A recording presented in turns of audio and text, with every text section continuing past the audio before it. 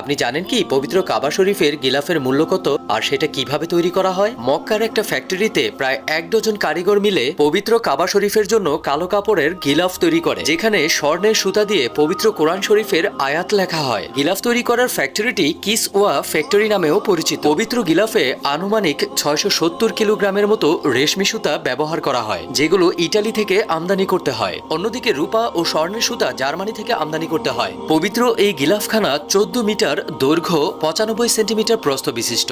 41 খণ্ড বস্ত্রখণ্ড একসাথে জোড়া দিয়ে তারপর এই গিলাফটি তৈরি করা হয়। 15 কেজি স্বর্ণের সুতা এখানে ব্যবহার করা হয়, যা তৈরিতে 17 মিলিয়ন সৌদি রিয়াল ব্যয় হয়। প্রতি বছর জিলহজ মাসের 10 তারিখে পবিত্র কাবা শরীফের পুরানো গিলাফ পরিবর্তন করে নতুন গিলাফ পরানো হয়, আর পুরানো গিলাফটাকে টুকরো টুকরো করে কেটে বিশেষ বিশেষ ব্যক্তিদের মাঝে বিলিয়ে দেওয়া হয়। মহান আল্লাহ তাআলা আমাদের পবিত্র কাবা শরীফের গিলাফের একটা টুকরো হাতে পাওয়ার তৌফিক দান করুন, আমিন।